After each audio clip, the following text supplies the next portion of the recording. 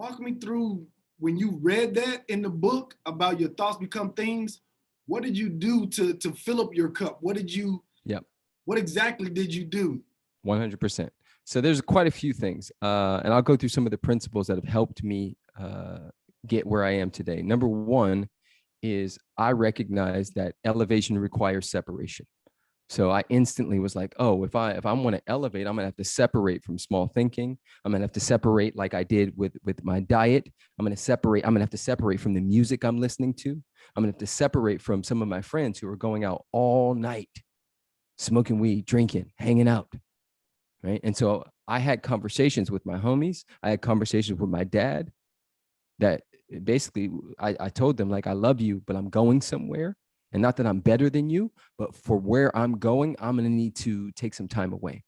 So that was the first principle. Number one, I instantly started to separate myself and create a vortex, that a little bubble that I lived in where I could really, really get my strength up, right? And so the next thing that I did was I questioned everything that wasn't of course. Like, for instance, you know that I surf, right? And so Black people don't swim. That's an of course. Black people don't surf. That's an of course. So all of these unconscious agreements that we've made as a society, I just started questioning them. And whatever came back, I was like, maybe. And I just left everything at a ... maybe. And so all the fixed mindset, because there's two types of mindsets. There's a growth mindset and there's a fixed mindset. And most of my life, I operated from a fixed mindset, which meant, rocks are hard, water is wet. Growth mindset says, maybe, let's find out. Let me tinker, let me tweak, test, polish. Let me play more. And I began to play with the identity and expand what I perceive to be possible. Number three is I found models, right? It's very hard to be something that you can't see in another person. And so growing up where we grew up, how we grew up, very rarely did you see people as life coaches who were multimillionaires with beautiful families that were dope, that had style, that were like fun humans, right? That didn't exist when we were kids. It didn't even exist when we were 25. It didn't exist when we were 28, right? I went and found models like Tony Robbins and Michael Beckwith from Agape and people like that. And I studied under them. I read their books. I went to their spiritual centers. I traveled and did workshops and seminars, and anything I can get my hands on, I did. And this is actually one of the biggest principles to this day, because what I found out and recognized is that broke people, just broke financially, not broke in spirit, because that's a whole different ballgame, but broke financially. When I was broke financially, I would count the cost of everything. And when I made the shift to whatever it takes, it didn't matter what the cost was. And so I began to live from a no matter what. And that literally changed everything, because I'd say, that mountain, I'm climbing that mountain. And then in my body, I'd say, no matter what, I'm climbing that mountain. Not, I'm climbing that mountain, but if it rains, I'm not climbing the mountain. If it storms, I'm not climbing the mountain. If I break my leg, I'm not climbing that mountain. For me, it became there, it's happening. And on the way to climbing that mountain, I began to find out who I was. And every time, and I'm gonna open the space up for you to say something, but I just wanted to say this. So like, I love this. So like, for instance, if you were to walk into that room right now and it was pitch black, Dante, could you find the light switch? Yeah. Right. Why? Because I'm familiar with this room. I've been in this Correct. room a ton of times. Exactly. So that's what started happening, because we are threefold beings: body, mind, and soul, right?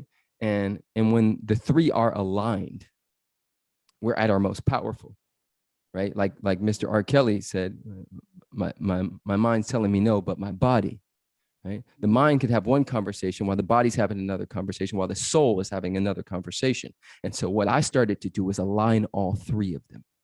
And my body got the signal, P, you can do this, right? It's like that moment where you start dribbling with your left hand, and it's awkward at first, but hour after hour, day after day, there's a point when it's locked and loaded, and your body knows how to not just dribble with your left hand, but shoot left hand layups and things of that nature. And so I began to recognize my growth. I began to like catch, my bad. Give me 1 second. And give myself credit for every step that I was taking, which is huge. A lot of people don't give themselves credit. They got the bar so high that they don't understand that what you appreciate appreciates. What we focus on expands. And so I was focusing on celebration and appreciation. I was saying, you got this, P. Look at you. You did it again. You did it again. You did it again. And my body goes, yep, yeah, you did. And yeah, you can. And so each step of the way, I got a little stronger, a little more confident, a little more playful. And biggest one, and I'm going to stop right here because there's so much I could say about this. Biggest one was I never believed my own hype. Still to this day, I take myself off the pedestal all the time. Am I dope? Yes. Do I have a lot of work to do? Absolutely. And so I stay hungry because of that. I don't let up. My plan is to be fully retired by 45. And so I'm not letting up until that day, to that moment where I'm like, oh, I don't have to ever work again. Cool. Now I'll relax even more. Right? I do relax, but I'm on a mission right now. Man, it's so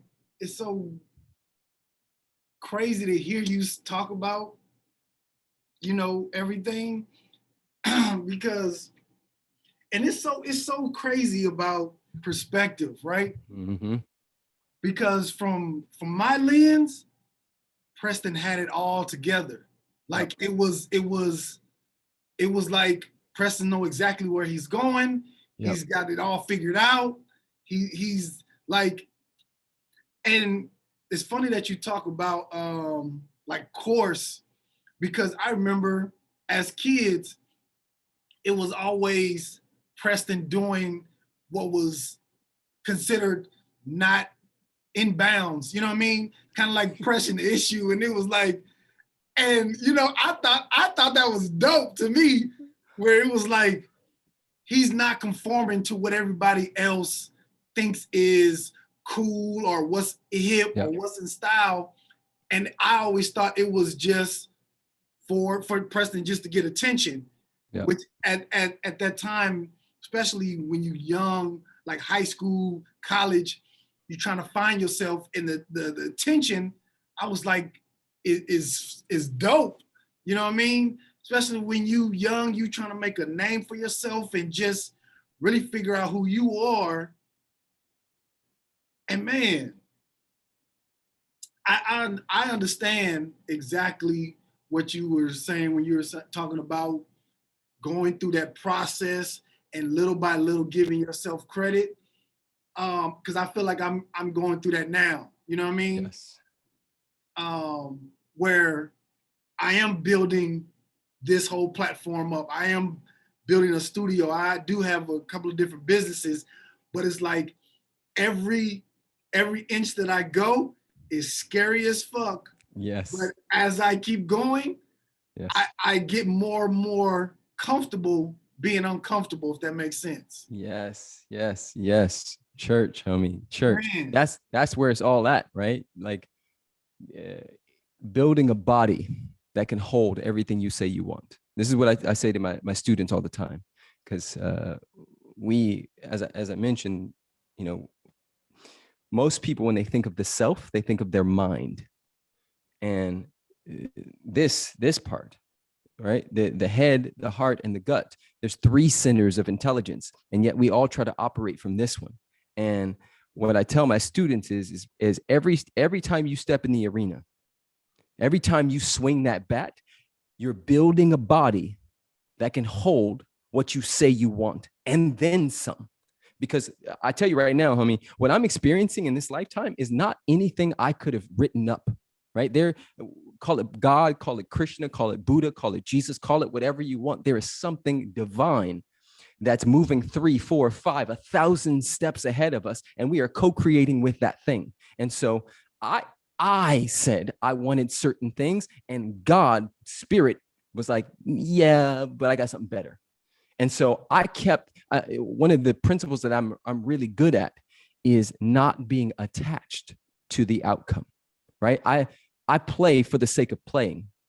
While I am committed to retiring, I understand that the road to there is the same road that I took when I was 33 and I moved back in with my mom. I moved back in with my mom because I was looking around and I was like, yo, I'm helping a lot of people. I'm dope as hell, and yet I'm broke. According to the IRS, 2013 to 2014, I made $32,000, right? I moved back in with my mom in 2014. That year, I made 150,000. The next year I made 3. The next year I made 6. The next year I made $1 million. Bro, what changed? I was dope literally 4 months before that shit cracked off. What changed was me understanding some of these principles that we're talking about and getting that there's more here, right? I think that's the one I didn't share is there's 4 stages of consciousness. First stage is to me consciousness. This is victim consciousness. It's white people, it's traffic, it's Trump, we're all a victim to something. It's my wife, it's my boyfriend, whatever your thing is, we're all a victim to something. That's the first stage of consciousness. The second stage of consciousness is by me consciousness. This is creator consciousness. This is where, and I say I'm climbing that mountain, and I climb that mountain.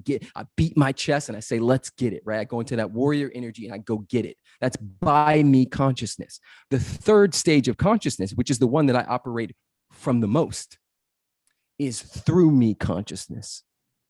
This is where we say, God, Spirit, Buddha, Krishna, Jesus, Allah, what would you have me say? What would you have me do? How can you use me to be a beacon, a vessel, a light for other humans on this planet? And so allowing myself to be used and not being attached to the idea of how I think it should be, and listening to that still small voice that is always in all ways speaking. I've been guided, bro. There's been so many things where I'm like, how did this happen? Right? There's no way I could have orchestrated this. Something greater is doing its thing. Fourth stage is as me consciousness. This is the Buddha nature. This is Christ consciousness. This is that moment when the Molly hits. This is that moment in church when you get the Holy Ghost. This is that moment on ayahuasca or mushrooms. This is that moment where you're ecstatic dancing and you just know that there is nothing other than God. There's nothing to say, nothing to do. I don't know if you've ever been that high where you're like, there is not a word I ever need to say because it's all taken care of, right? It's the quantum space, as me consciousness. Most of us don't spend too much time there, self-included, because you would just not do anything. However, those are the 4 stages. Thank you for tapping in with us. In order to see more clips like this, check out this video here or check out this one here.